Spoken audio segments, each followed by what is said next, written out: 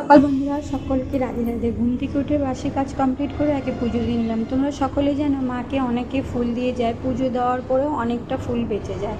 তো পুজো দিয়ে চলে আসছি কিচেনে। আলু ভাজা আর পরোটা মেয়েকে টিফিনে দিয়ে দিয়েছি, আর রাত্রেই খাবার বানিয়ে রেখেছিলাম। কেন কি আমাদেরকে রোজ এই ডিউটি যাওয়ার জন্য রাত সকালটা টাইমটা অনেকটা আমাদের ব্যস্ত উঠতার।